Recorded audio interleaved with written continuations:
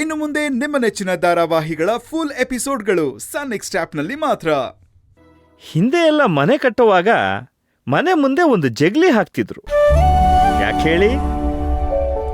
ಬೇರೆ ಊರಿಂದ ಬಂದಿರೋ ಜನ ಹೊತ್ತಿಗೆ ಮುಂಚೆ ವಾಪಸ್ ಹೋಗಕ್ಕಾಗದೆ ಇದ್ದಾಗ ಆ ಊರಲ್ಲೇ ಯಾವುದೋ ಒಂದು ಮನೆ ಜಗ್ಲಿ ಮೇಲೆ ಅವತ್ತು ರಾತ್ರಿ ಎಲ್ಲ ಉಳ್ಕೊಂಡು ಬೆಳಿಗ್ಗೆ ತವ್ರ ಊರ ಕಡೆ ಹೊರಡ್ತಿದ್ರಂತೆ.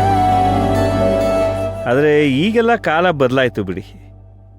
ಈಗ ನಾವು ನಿಮ್ಮ ಮನೆಗೆ ಬರ್ತಾ ಇದ್ದೀವಿ ಅಂತ ಮೊದಲೇ ಫೋನ್ ಮಾಡಿ ಪರ್ಮಿಷನ್ ತಗೊಂಡು ಬರಬೇಕು.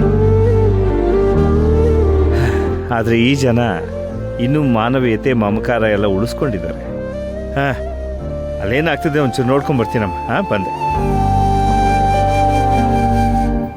ಇವತ್ತು ಐಶು ನಿಮ್ಮ ಯಜಮಾನ್ರು ನಾಗರಾಜು ಅವ್ರು ಬಿಟ್ಟು ಈ ಕುಟುಂಬದವ್ರು ಎಲ್ರೂ ಸೇರ್ದಾಗಾಯ್ತು. ಅದು ಕೃಷ್ಣ ತರಕಾರಿ ಅಂಗಡಿ ಲಾರಿ ಆಫೀಸು ನೋಡ್ಕೋಬೇಕಾಗಿತ್ತಲ್ಲ. ಐಶುಗೆ ಏನೋ ಪರೀಕ್ಷೆ ಬೇರೆ ಅಂತೆ. ಆದ್ರೆ ನಿಮ್ ಯಜಮಾನ್ರು ಬರ್ಬೋದಿತ್ತಲ್ಲ. ನಾನು ಚಿತ್ರ ತುಂಬಾ ಒತ್ತಾಯ ಮಾಡಿದ್ವಿ, ಆದ್ರೆ ನಮ್ಮ ಅಂಗಡಿ ನೋಡ್ಕೊಳ್ಬೇಕಲ್ವಾ, ಅದಕ್ಕೆ ಕೃಷ್ಣನ್ ತರಾನೇ ಅವರು ಜವಾಬ್ದಾರಿ ತಗೊಂಡ್ ಅಲ್ಲೇ ಇದ್ದಾರೆ. ಓ ಹೌದಾ? ಗೌತಮ್ ಒಂದ್ ನಿಮಿಷ ಬಾಪ ಇಲ್ಲಿ.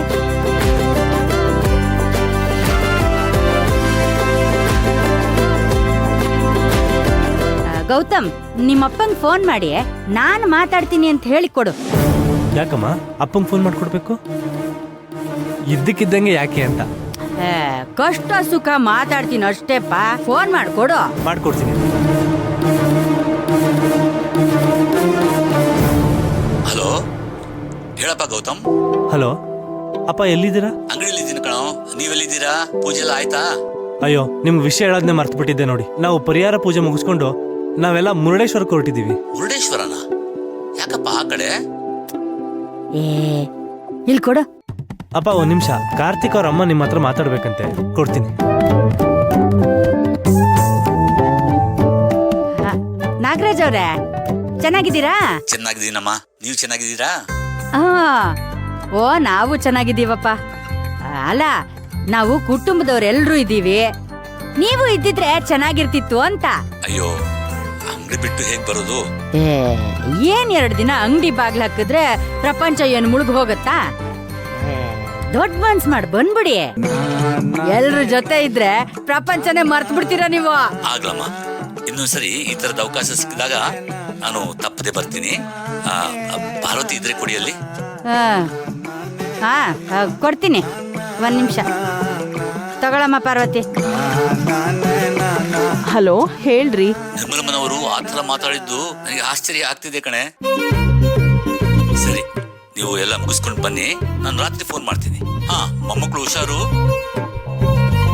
ಆಯ್ತಾಯ್ತು, ಇಡ್ತೀನಿ. ಸರಿ ತಗೋ, ನೀವೆಲ್ಲ ಆರಾಮಾಗಿ ಹೋಗಿ ಬನ್ನಿ, ನಾನು ಇಲ್ಲಿ ಇರ್ತೀನಿ ಅಂತಿದ್ದಾರೆ.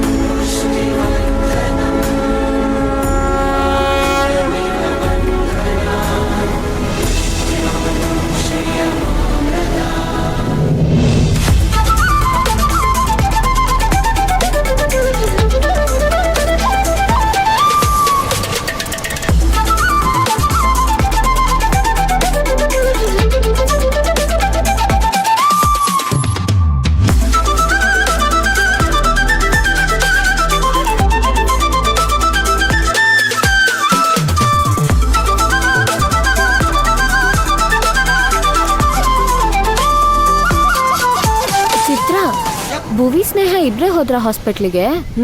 ಇಲ್ಲೇ ಪಕ್ಕದಲ್ಲೇ ಇರೋದು. ಇದ್ದಕ್ಕಿದ್ದಂಗೆ ಮಗುಗ್ ಜ್ವರ ಬಂದ್ಬಿಡ್ತಾ? ಕ್ಲೈಮೇಟ್ ಚೇಂಜ್ ಆಯ್ತಲ್ವಾ ಅದಕ್ಕೆ. ಅಯ್ಯೋ ಇಲ್ ನೋಡಪ್ಪ, ಹಡ್ಗಲ್ಲೇ ಹೋಟೆಲ್ ಮಾಡ್ಬಿಟ್ಟಿದ್ದಾರೆ. ಹೇಗ್ ಮಾಡಿದ್ದಾರೆ ನೋಡಿ. ಹೂನಮ್ಮ, ನನಗೂ ನೋಡ್ತಿದ್ರೆ ಎಲ್ಲ ಆಶ್ಚರ್ಯ ಆಗ್ತಿದೆ. ಅಬ್ಬಬ್ಬಬ್ಬಾ. ಇಷ್ಟು ದೊಡ್ಡ ಹೋಟ್ಲಿಗೆ ಬಂದಿದೀವಿ, ತುಂಬಾ ಖರ್ಚಾಗಲ್ವಾ? ಹೂನಮ್ಮ, ನಾನು ಅದೇ ಯೋಚನೆ ಮಾಡ್ತಾ ಇದ್ದೀನಿ. ಅಪ್ಪ, ನಮ್ಮನ್ನೆಲ್ಲ ಒಳಗ್ ಕೂಡ್ಗಿಡ ಹಾಕ್ಬಿಡಲ್ಲ ತಾನೆ? ಅಯ್ಯೋಯ್ಯೋ, ಏನಮ್ಮ ನೀನು ಏನೇನೋ ಮಾತಾಡ್ತಿದ್ಯಾ? ಹಾಗೆಲ್ಲ ಏನಾಗಲ್ಲ ಬಿಡು. ಅಳಿಯಂದ್ರು ಹೋಗಿದಾರಲ್ಲ, ಅದೇನು ಅಂತ ಮಾತಾಡ್ಕೊಂಡ್ ಬರ್ತಾರೆ.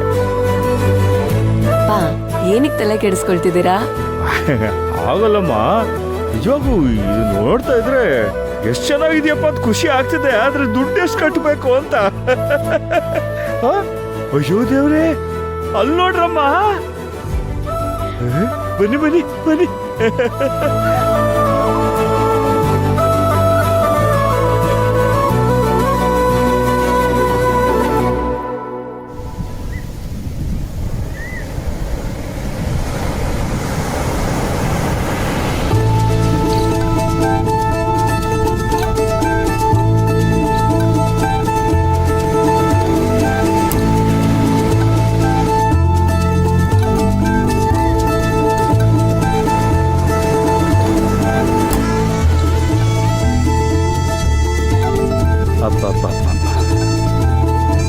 ಪರಮಾತ್ಮ ಭಗವಂತ.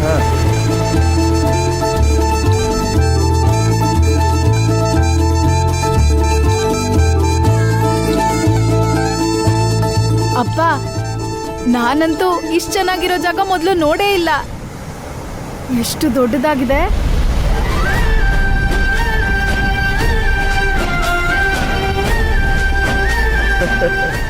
ನಾನೇ ನೋಡಿರ್ಲಿಲ್ವಲ್ಲಮ್ಮ.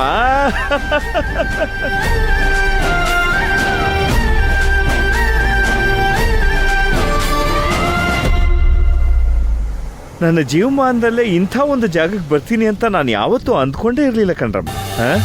ಸಮುದ್ರ ತೀರ, ಇಲ್ಲೊಂದು ಮನೆ, ಅಲ್ಲಿ ನಾವು ಉಳ್ಕೊಂಡಿದ್ದೀವಿ. ಬೆಳಿಗ್ಗೆ ಎದ್ದು ಬಾಗಿಲು ತೆಗೆದು ನೋಡಿದ್ರೆ ವಿಶಾಲವಾದ ಸಮುದ್ರ. ಅಬ್ಬಬ್ಬಬ್ಬಬ್ಬ, ಭಗವಂತ, ನಿನ್ ಲೀಲೆ ಬಲ್ಲವ್ರು ಯಾರು ಶಿವ.